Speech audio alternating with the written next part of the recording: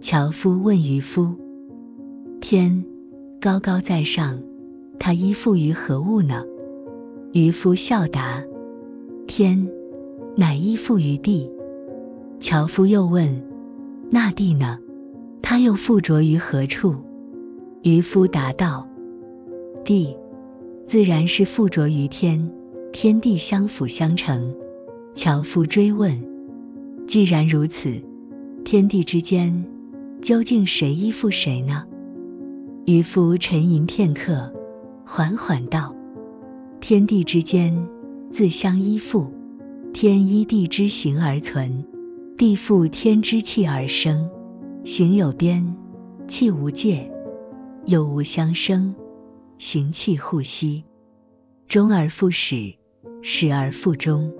这天地间的循环，不正是生命的根本所在吗？天以功用为本，以形态为末；地以形态为本，以功用为末。能巧妙运用天地之力，自由出入于有无之间，可称为神；而能洞察明实之变，明辨有无之理，可称为圣。唯有神与圣，方能洞察天地之奥秘。渔夫抬头望天，继续言道：有些人虽生活在天地间，却不明此理，终日忙碌着追名逐利，往往陷入害生食丧之困境。祸害产生，为害生；实体丧亡，为实丧。可知名声乃依附于实际成就，就像客人依赖主人。利益往往是祸患的根源。名声常源自内心空虚，欲借外界认可，然过分追求名利，常反受其累，此乃自然之理。物质乃人生存之基本，追求利益无可厚非。然而贪婪之火一旦点燃，便难以遏制，终将吞噬理智与良知，祸患必因此而生。立身者必求名，众人则以身逐名，故而忘记自我，失去真正重要的东西。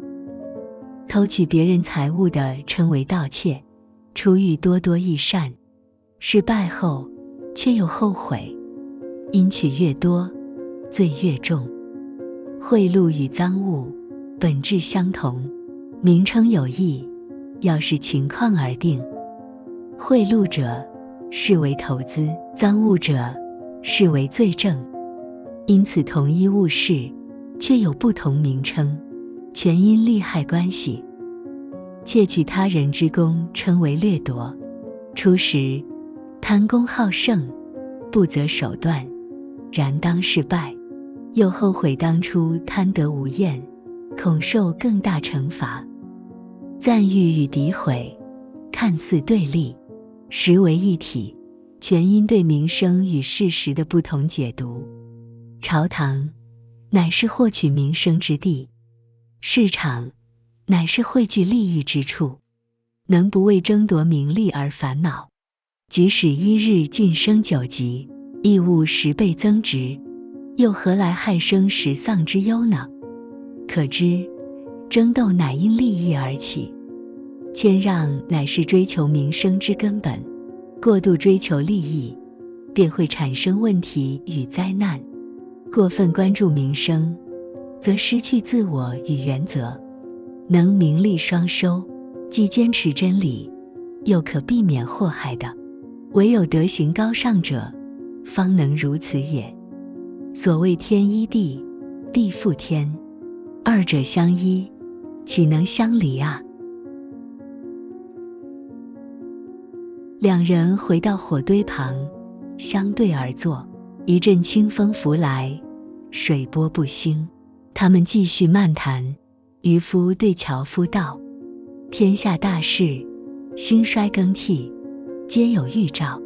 当天下将要太平，世人必定推崇行动，脚踏实地；而当天下将要大乱，世人必定热衷于言辞，巧言令色，推崇行动，那淳朴务实之风便会盛行；热衷于言辞，那诡谲狡诈之风就会弥漫。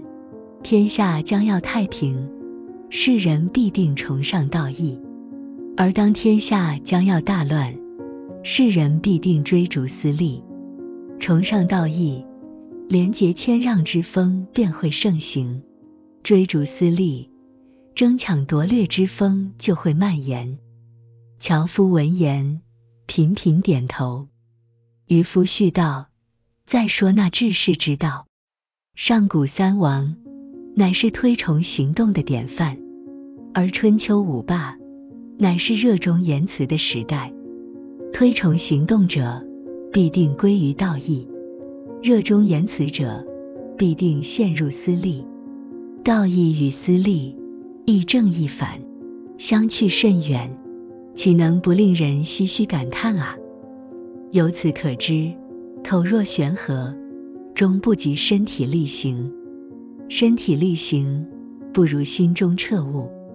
言语出口，他人可听；身体力行，他人可见；心中彻悟，神明可察。人之心智，尚不可欺，更何况那至高无上的神明呢？因此，无愧于口，不如无愧于身；无愧于身，不如无愧于心。避免口舌之过容易，避免行为之过困难；避免行为之过容易，避免内心之过更难。但若能做到心无过失，世间万般困难，又何惧之有呢？只盼世间能多得几位心无瑕疵的君子，与之倾心长谈，共论这天地大道啊！这一席话，如同江面上的涟漪，久久不能平息。渔夫与樵夫相对而视，心中皆有所思，仿佛在那平静的水面下，藏着无数深邃的哲理与人生的真谛。